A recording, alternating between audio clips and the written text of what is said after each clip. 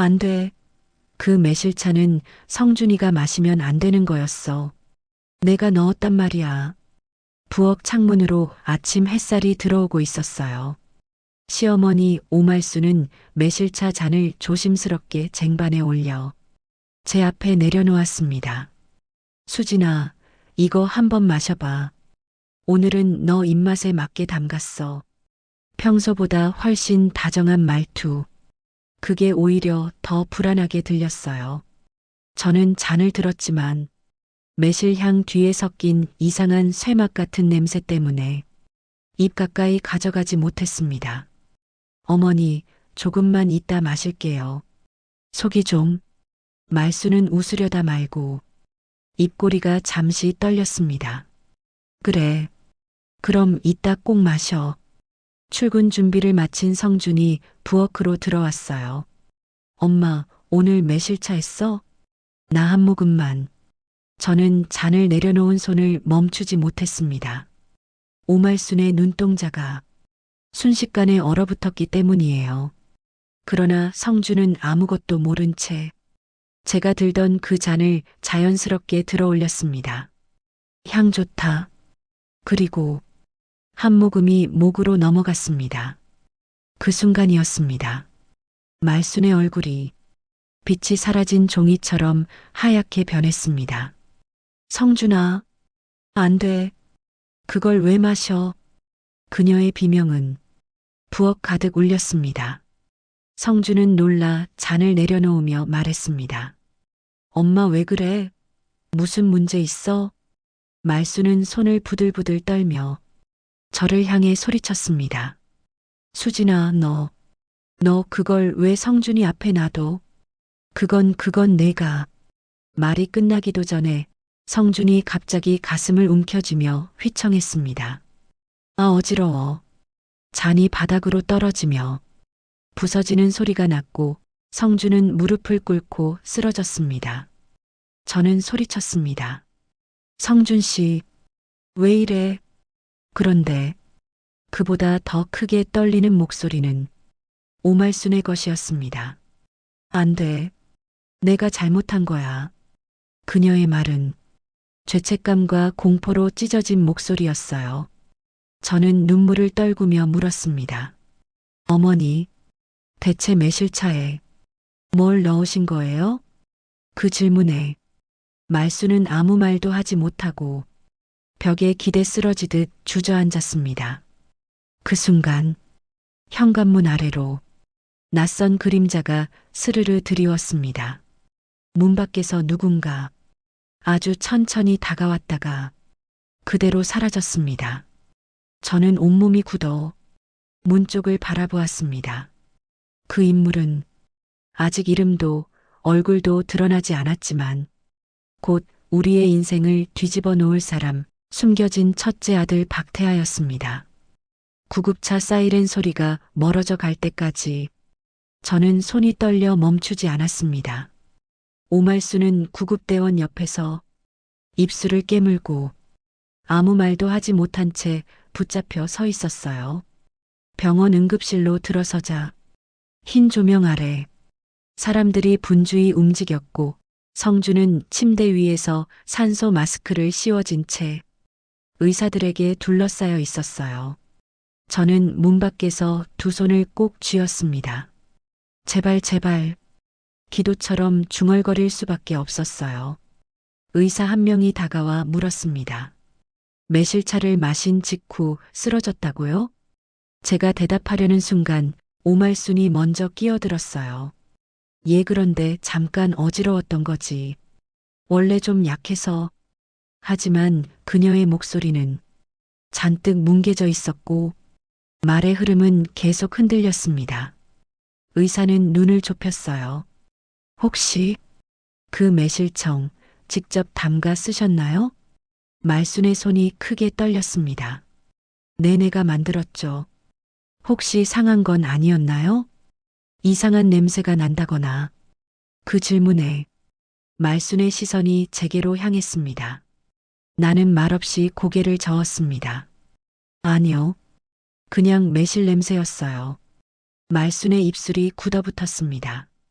그녀는 내 표정을 잠깐 살피더니 시선을 바닥으로 피했습니다. 의사는 고개를 끄덕이며 말했습니다. 우리가 위 세척하고 혈액 검사 바로 진행할게요. 중독 반응인지 확인해야 하니까. 그 말에 말순의 어깨가 크게 들썩였습니다. 중독? 세 글자를 듣는 순간 그녀의 얼굴은 더 창백해졌습니다. 의사가 돌아가고 잠시 고요가 내려앉았어요. 저는 조심스럽게 말을 꺼냈습니다. 어머니, 아까 부엌에서 왜 그렇게 놀라셨어요? 말수는 딱딱하게 굳은 표정으로 고개를 돌리지도 않은 채 씁니다. 내가 놀랄 일이 있어서 그랬지. 무슨 일인데요? 그건 내가 알 필요 없어. 목소리는 떨리고 있었지만 대답은 이상할 만큼 단호했습니다. 그 순간 내 마음속에 이상한 감정이 생겨났습니다. 혹시 정말 매실차에. 아니야, 그럴 리가. 하지만 말순의 반응은 그럴 리 없다를 완전히 흔들 만큼 너무 불안정했습니다. 병원 로비에서 기다리고 있을 때였습니다. 저는 물 한 컵을 마시려고 자리에서 일어났고 오말수는 의자 끝에 걸터 앉은 채 손등을 꽉 쥐고 있었습니다. 그때 로비 자동문 앞을 누군가 천천히 스쳐 지나갔어요. 키가 크고 무채색 코트를 입은 남자. 얼굴은 모자챙과 마스크에 가려 거의 보이지 않았지만 무언가 익숙한 공기 같은 게 있었습니다. 그 사람은 잠시 멈춰서서 응급실 쪽을 바라보고 있었어요. 저는 직감적으로 느꼈습니다. 아까 집 앞에서 보았던 그림자, 그 사람이다. 그가 살짝 고개를 젖혀 병원 안내판을 바라봤어요. 중독 환자 응급치료실, 그쪽 방향. 그리고 그는 마치 확인을 끝냈다는 듯 천천히 돌아서 병원을 나갔습니다. 제가 부드럽게 물었습니다. 어머니, 아까 집 앞을 서성이던 그 남자, 혹시 아시는 분이에요? 말수는 화들짝 놀라 내 말을 끊었습니다. 무슨 말이야? 나 그런 사람 모른다. 갑자기 큰 소리, 그리고 이어진 떨림. 그녀는 두 손으로 얼굴을 가리고 작게 웅얼거렸습니다. 왜 왔지? 왜 이제 와서? 저는 얼어붙었습니다. 이제 와서? 누굴 말하는 거야? 그녀의 손가락 사이로 보이는 눈빛은 공포로 일그러져 있었어요. 그때 응급실에서 의사가 나와 제 이름을 불렀습니다. 박성준 보호자분?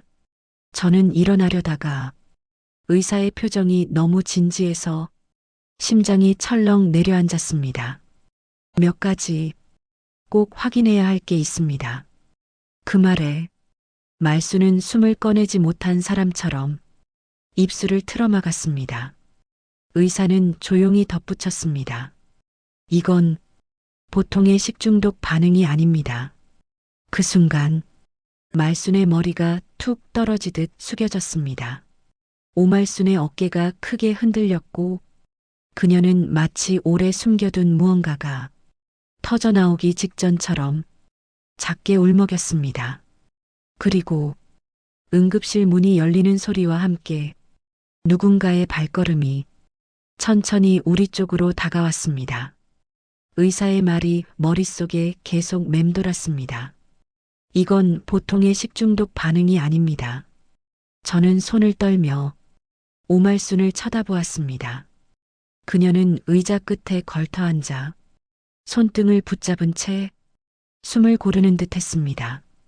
그 모습은 단순히 놀란 사람의 모습이 아니라 들킬까 두려워하는 사람의 모습이었습니다.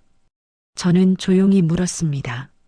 어머니, 혹시 매실청에 뭔가 들어있었다는 말 맞나요? 말수는 움찔하며 숨을 빨아들였습니다. 아니야. 아니라고 했잖아. 하지만 그 말은 너무 빨랐고 너무 떨렸습니다. 그럼 왜 그때 그렇게 놀라셨어요? 성준이가 마셨다고 했을 때 왜 그렇게 절규하셨어요? 말수는 입을 열려다 목소리가 거의 찢어지는 듯 말했습니다. 수진아, 그만해. 지금은 그럴 때가 아니야. 그럼 언제 말할 거예요? 제 질문에 말순의 눈동자가 흔들렸습니다. 그때였습니다. 성준의 회사 사람들이 두세 명 몰려왔습니다. 말끔한 양복, 냉정한 표정, 나를 위아래로 훑는 차가운 시선. 그들은 말순에게는 차분하고 공손하게 말했습니다. 어머님, 걱정이 많으시죠? 성준 과장님 평소에도 몸 살피셔야 한다고 늘 말씀드렸는데, 하지만 나에게는 노골적인 의심이 섞여 있었어요. 혹시 뭐 드시다가 이렇게 된 건가요? 집에서 무슨 일이 있었던 건지, 요즘도 직접 음식하세요?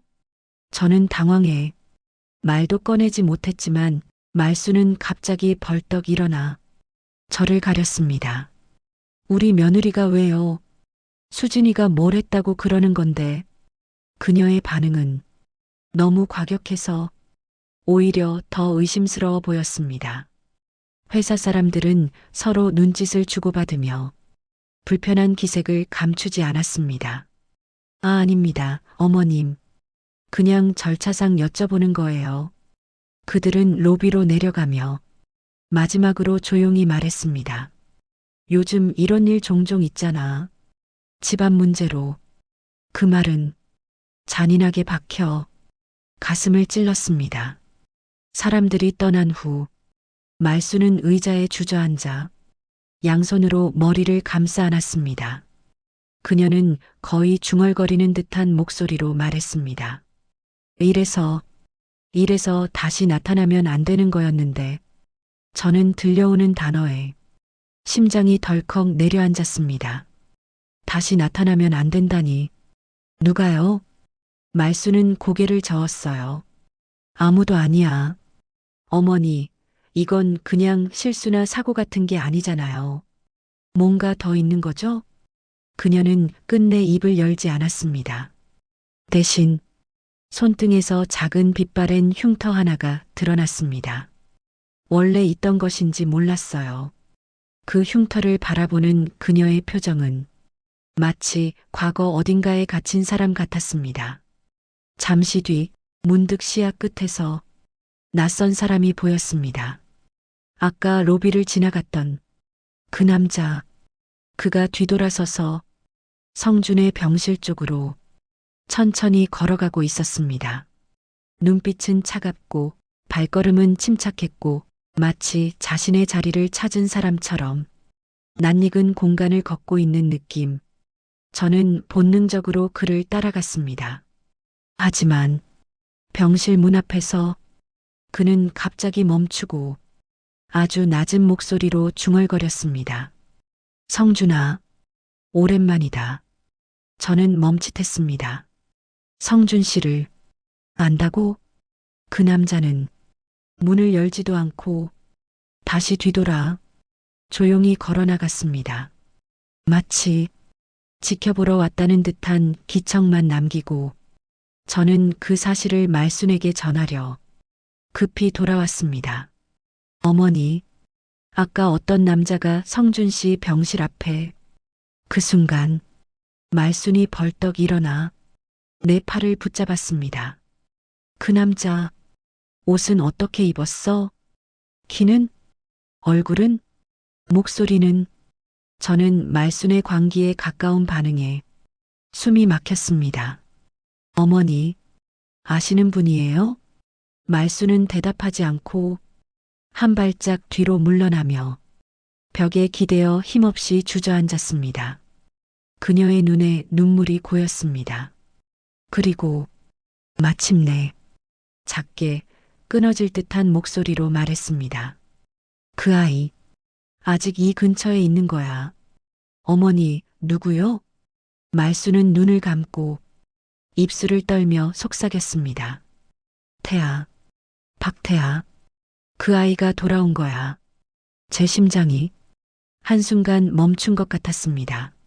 말순의 떨린 목소리가 복도 공기 속에 사라지는 순간 응급실 모니터에서 경보음이 울렸습니다. 보호자분, 박성준님 혈압이 떨어집니다. 이제 비밀은 숨겨질 수 없게 되었습니다. 응급실 문이 철컥 열리며 의사들이 안으로 뛰어들어갔습니다. 저는 심장이 귀까지 치솟는 느낌으로 문 앞에서 얼어붙은 채 서 있었어요. 말수는 의자에서 반쯤 굴러떨어질 듯 몸을 일으키며 경보음을 듣고 떨리는 목소리로 중얼거렸습니다. 성준아, 제발 버티자 제발. 하지만 그때 복도 반대편에서 낯선 구두 소리가 규칙적으로 울려왔습니다. 저와 말순이 동시에 돌아보니 두 명의 형사가 신분증을 들고 다가오고 있었습니다. 형사 한 명이 신분증을 펼치며 말했습니다. 두 분이 박성준 씨 가족분 맞으시죠? 말수는 겁먹은 사람처럼 입술만 달달 떨었습니다. 형사는 조용히 말을 이었습니다. 응급 상황 보고를 받고 현장 보존을 위해 집 내부 조사를 진행했습니다. 그 말에 말순의 어깨가 크게 움찔했습니다. 저는 그 반응을 놓치지 않았습니다. 형사는 봉투 하나를 꺼내 들었습니다. 안에는 조리대 위에서 수거했다는 매실차 잔이 들어 있었습니다. 봉투에 닿은 매실 얼룩이 마치 증거처럼 말라붙어 있었습니다. 형사는 또렷하게 말했습니다. 잔에서 검출된 성분이 환자 혈액에 나온 독성 물질과 정확히 일치합니다. 말순의 얼굴에서 혈색이 사라졌습니다. 그녀의 손이 허공을 휘젓다 결국 바닥으로 떨어졌습니다. 안 돼, 그게 왜? 말순의 속삭임은 거의 죄를 들킨 사람의 신음 같았습니다. 형사는 또 다른 증거 봉투를 꺼냈습니다. 그리고 집 뒤편 분리수거장에서 이 빈 농약병을 찾았습니다. 봉투 안에서 흔들린 병에는 검은 글씨로 농약이라고 쓰여 있었습니다. 형사는 이어 말했습니다. 지문 감식 결과 현재까지 단 한 사람의 지문만 나왔습니다. 말순의 눈이 크게 흔들렸습니다. 형사의 목소리는 마치 판결문처럼 내려왔습니다. 오말순 씨 지문입니다. 그 순간 말순의 다리가 풀려 복도 바닥에 털썩 주저앉았습니다. 저는 숨을 삼키기도 어려웠습니다. 어머니, 정말? 말순은 고개를 저었지만 그 떨림은 부정이 아니라 공포에 가까웠습니다. 그 순간 복도 끝에서 조용히 발걸음을 옮기는 한 남자, 아까 수진이 봤던 성준 병실 앞까지 왔던 그 남자, 태아. 형사들도 그를 보자 조금 긴장한 듯 시선을 돌렸습니다. 박태아 씨 맞습니까? 태아는 숨을 고르고 담담하게 대답했습니다. 네. 형사는 그를 향해 질문을 이어갔습니다. 왜 사건 현장 근처에 계셨습니까? 그리고 왜 병원까지 오신 거죠? 말순의 숨이 끊어질 듯 흔들렸습니다. 안 돼. 태아야, 제발 말하지 마. 하지만 태아는 그녀를 보지도 않고 말했습니다. 저는 엄마가 또 누군가를 해칠까봐 지켜보러 왔습니다. 복도 전체가 숨을 들이쉬다 멈춘 듯한 정적에 잠겼습니다. 저는 입을 막았습니다. 말수는 마치 뺨을 얻어맞은 사람처럼 벽에 기댄 채 흔들렸습니다. 태아야, 그게 무슨 말이야? 태아의 목소리는 차갑지 않았습니다. 오히려 오래된 고통이 담긴 목소리였습니다. 엄마가 나한테 했던 것처럼 또 누군가에게 손을 댈 것 같았어요. 형사는 놀라며 물었습니다. 과거에 무슨 일이 있었던 겁니까? 말수는 외쳤습니다. 그만해. 그 말하지 마.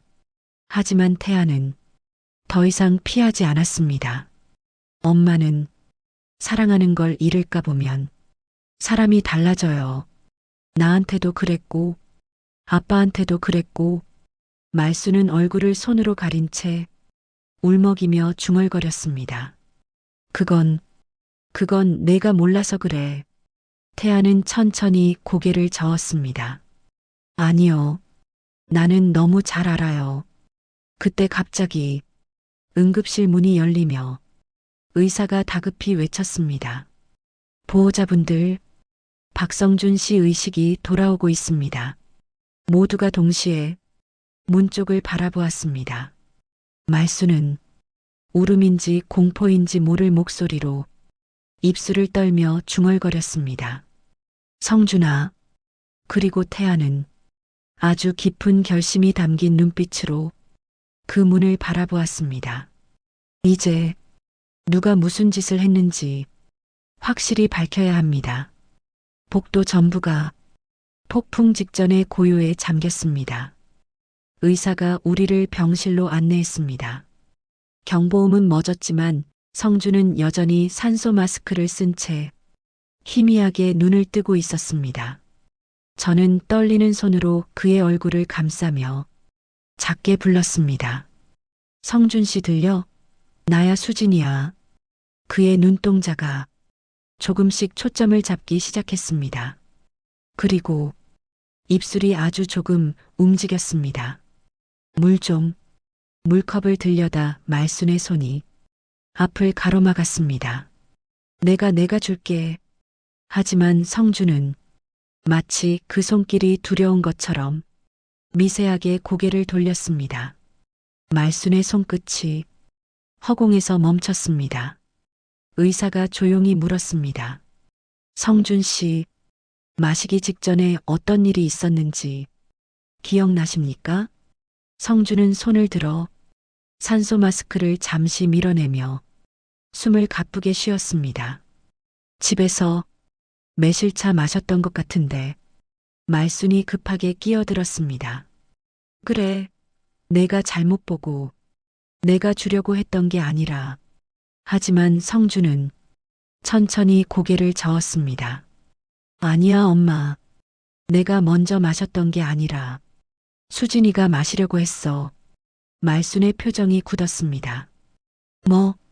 성준이 힘겹지만 또렷하게 말했습니다. 잔은 분명히 수진이 앞에 있었어. 내가 한 모금 마신 건 그냥 목이 말라서였어. 복도 전체가 숨을 들이켰습니다. 말수는 얼굴을 잃은 사람처럼 뒷걸음질 쳤습니다. 아니야. 그럴 리가 없어.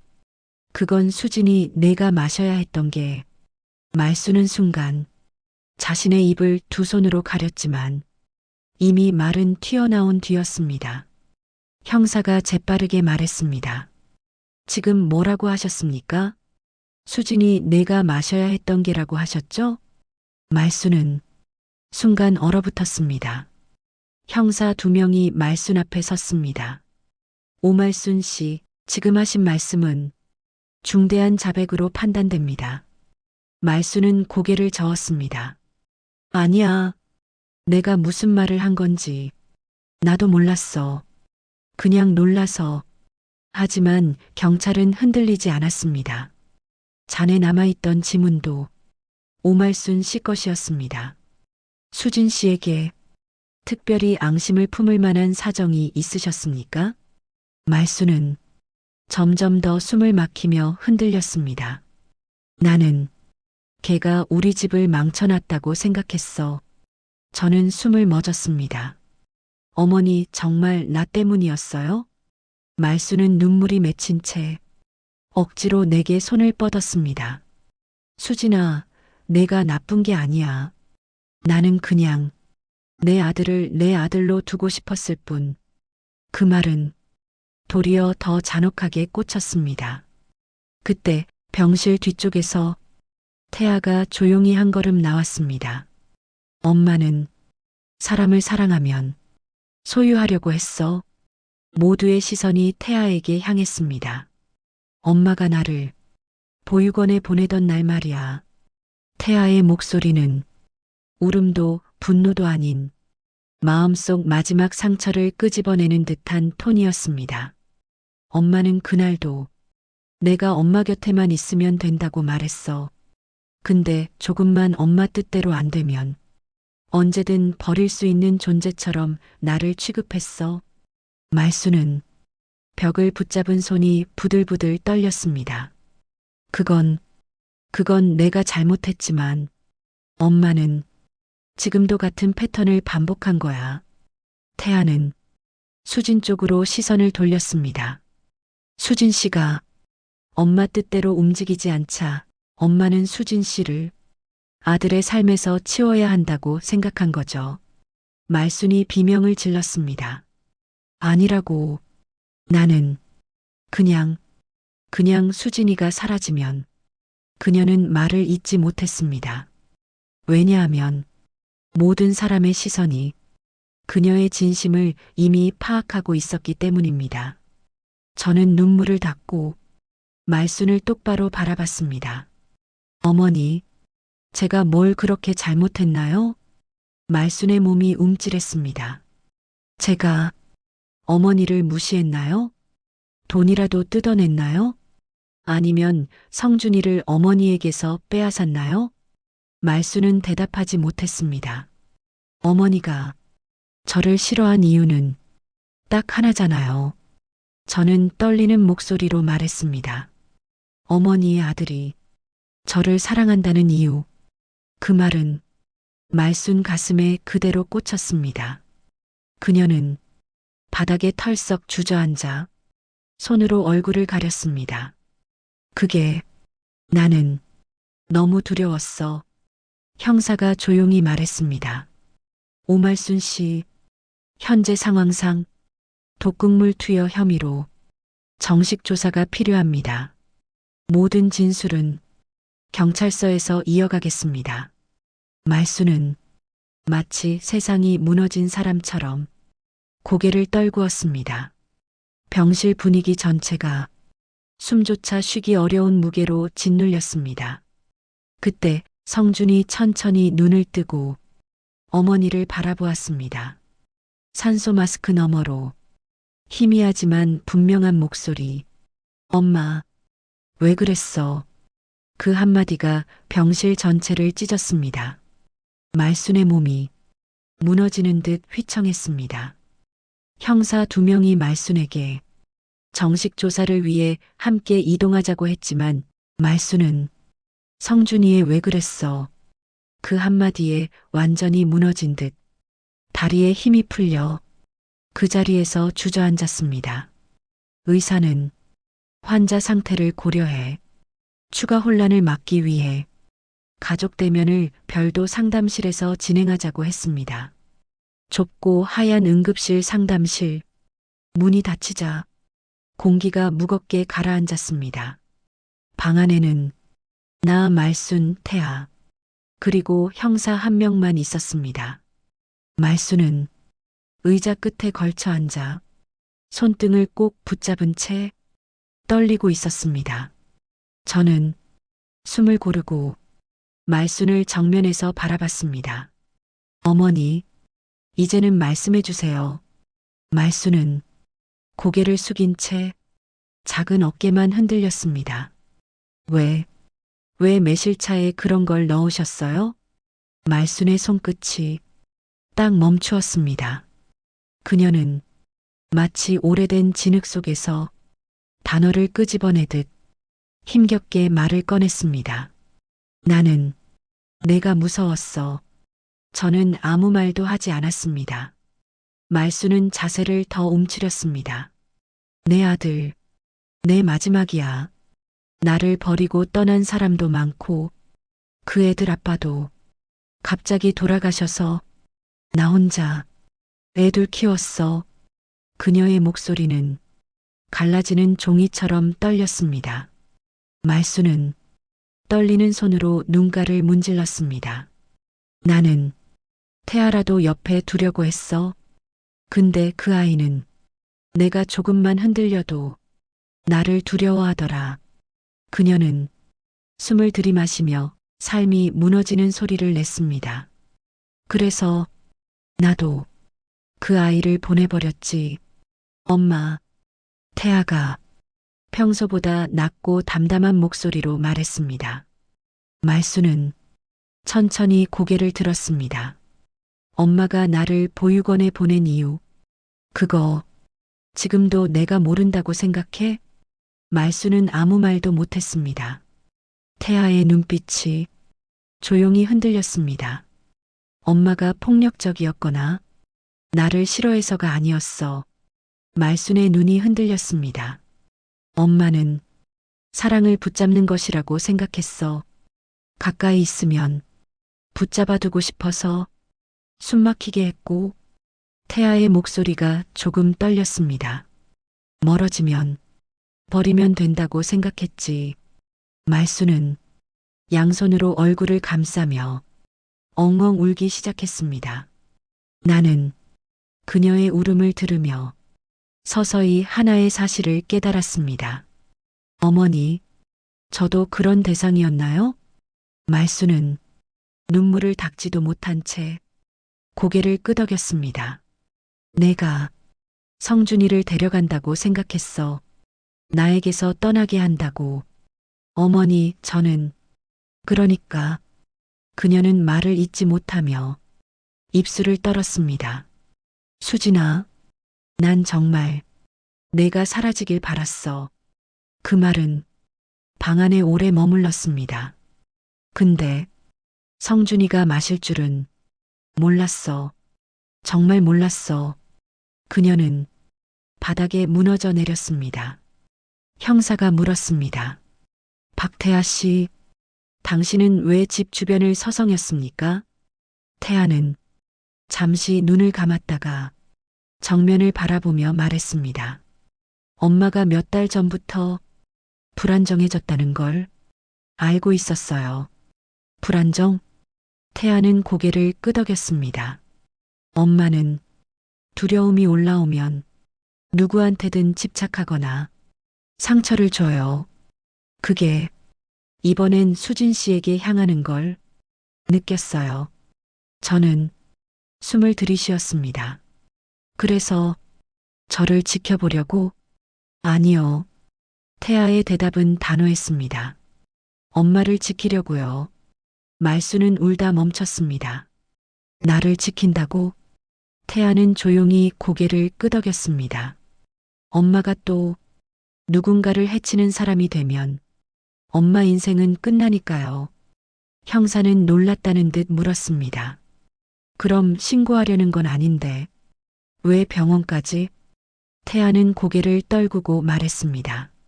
오늘 농약통을 분리수거하시는 걸 보고 어떻게든 제가 안 좋은 상황을 막고 싶었어요. 그래서 집 밖에서 계속 기다렸어요. 혹시 내가 틀린 걸까? 아니면 이미 늦은 건 아닐까? 근데 이미 119 구급대원들이 집으로 들어가고 성준이가 실려 나오는 것을 봤어요. 난 숨이 멎는 듯 했습니다. 말순이 울먹이며 손을 뻗었습니다. 태아야, 난 그러려고 한 게 아니야.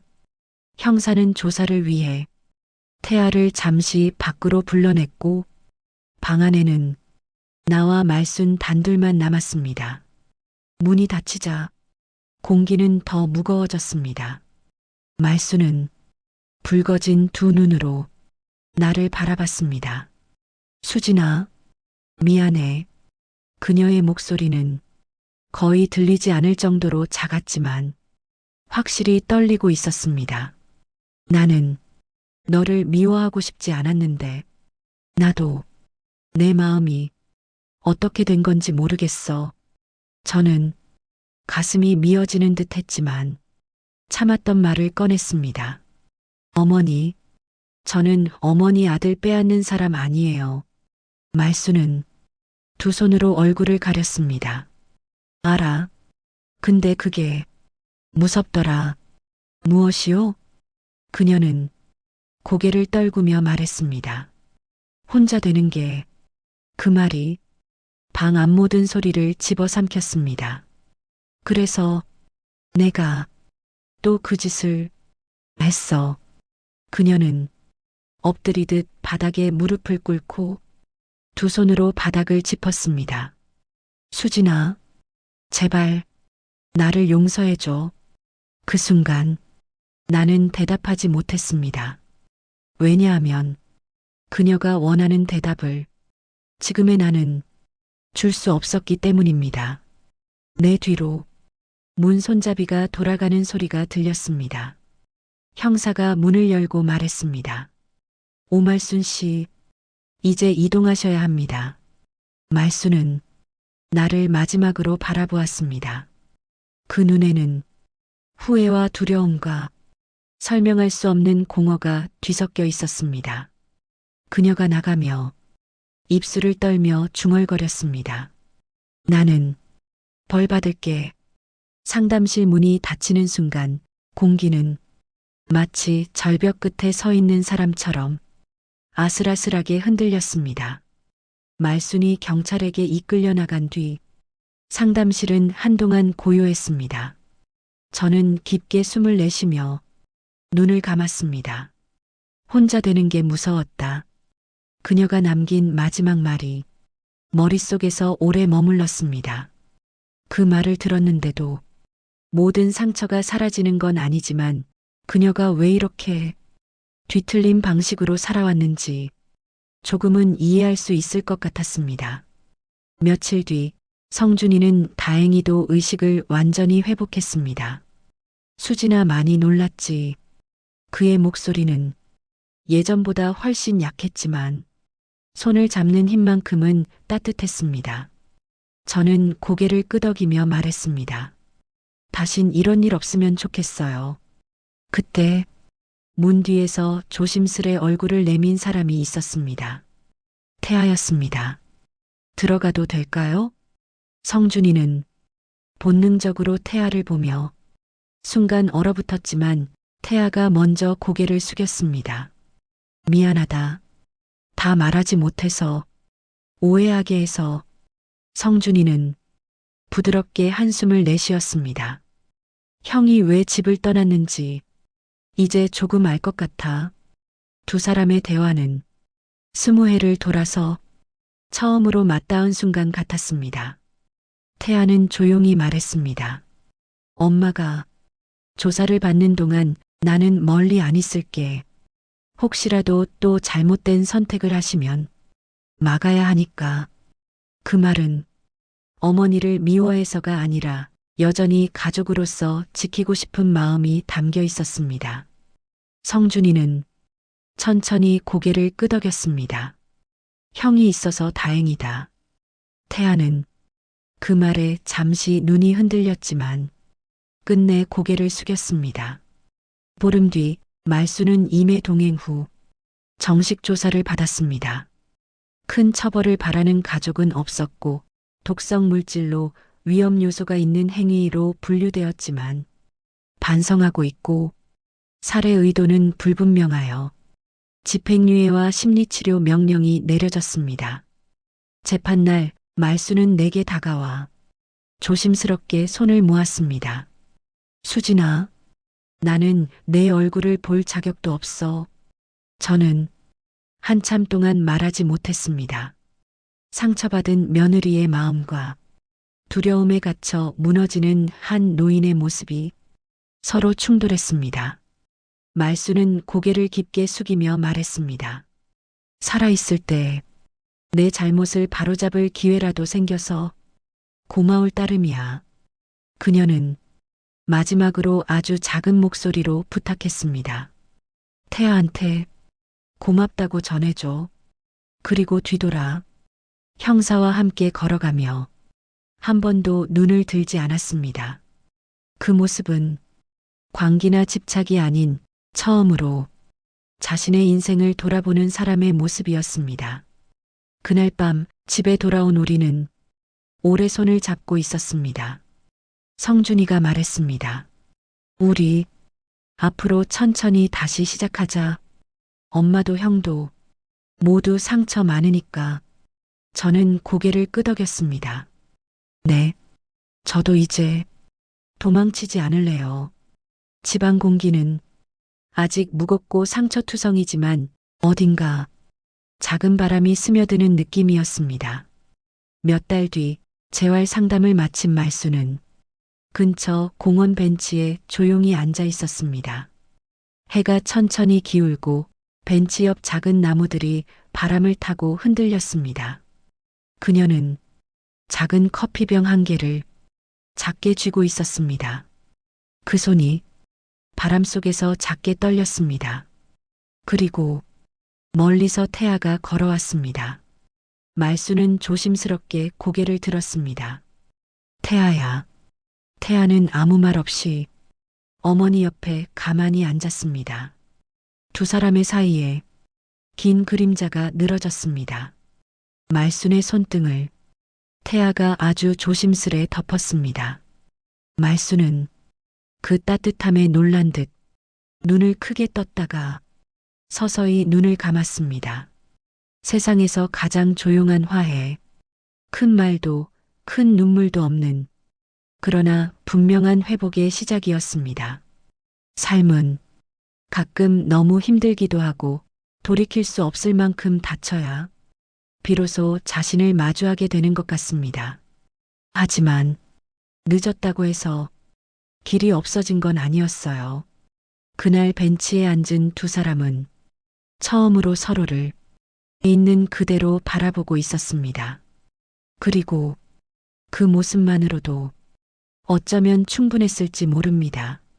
제 이야기를 끝까지 들어주셔서 감사합니다. 마음에 남았다면 소중한 댓글 한 줄과 구독 부탁드립니다. 감사합니다.